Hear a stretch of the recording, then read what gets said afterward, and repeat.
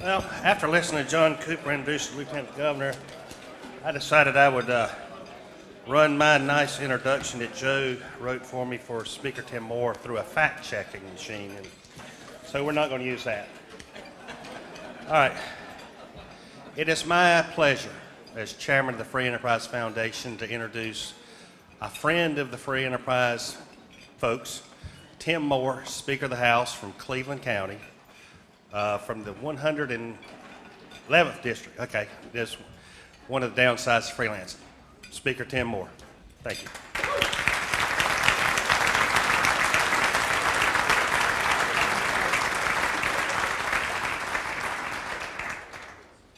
Well, with a short introduction like that, a short speech should surely follow. First of all, I want to ask my colleagues in the House who are here to please stand. I want to make sure that you all know who some of our folks are that we have with us today. Please join me in thanking them for their service.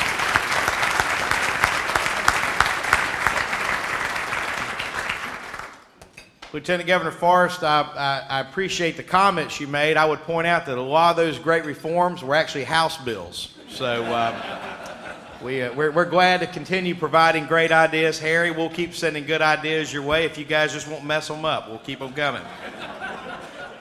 It is, this year has been an interesting year. We spent most of our year in Raleigh.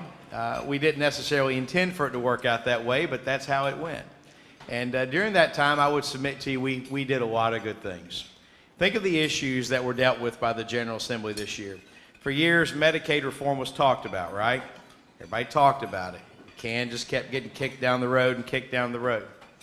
This year, in a bipartisan and, in fact, a bicameral way, we resolved a lot of the issues concerning Medicaid reform. We passed through the first substantive Medicaid Reform Act that hopefully will pay dividends for years to come, that will control cost and provide access to care for North Carolinians. We dealt with significant tax reform this year, major tax cuts that were put through in our budget, where North Carolinians today are going to keep more of their hard-earned money than at any time in recent history. More North Carolinians today have jobs than at any time before. More children are in the schools, and education is funded at the highest levels it's ever been funded. We made changes to the road funding formula so that now roughly $400 million more dollars every year will make it to actual road construction and road maintenance for those purposes, to take care of the bottleneck. For those who drive the I-40 stretch out here, a lot of folks know it's a parking lot in the mornings.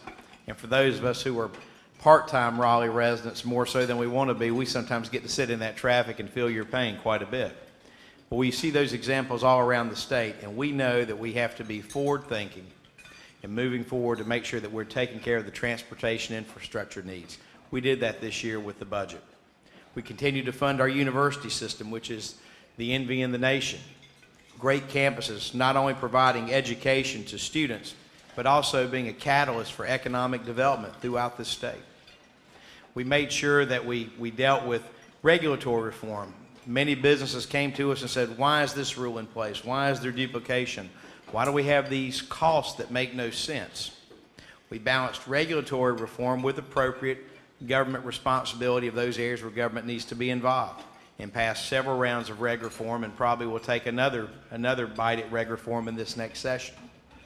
We have a good budget that funded critical needs, that did so in below what's called the taxpayer or the Tabor limits. The government growth came in well below those limits if you measure CPI and population growth. So we've taken care of critical needs, but we're doing so in a way that is responsible to the taxpayer. I'm very proud of what we accomplished this year. Many folks have talked about how long we were there. Harry and I like each other, but you were ready to go home and sell cars, and I was ready to go home and practice law. But the way it worked, you had folks in the Senate who felt very strongly in the position they had taken, folks in the House who felt the same way.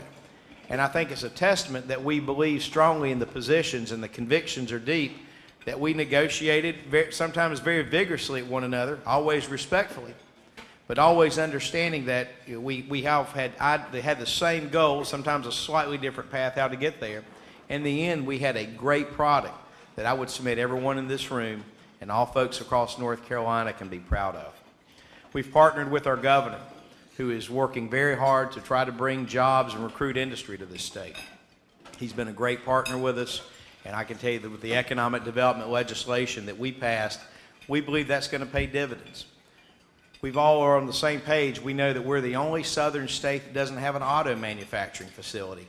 We want to change that. And we've set our economic development laws and procedures in place to try to lure those businesses in there.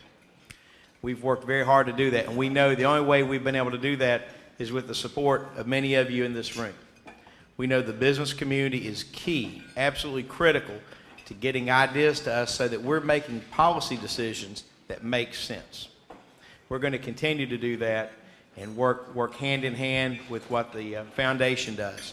I can't thank all of you enough. For those of you who are sponsors of the foundation, thank you. I promise you, your efforts are going to a worthy cause, and it's something that those of us who are the policymakers here in Raleigh do very much appreciate. That being said, I simply want to say thank you for listening. Thank you to my House colleagues for allowing me to serve as Speaker. I wish each of you the best of the holidays and a Merry Christmas. God bless.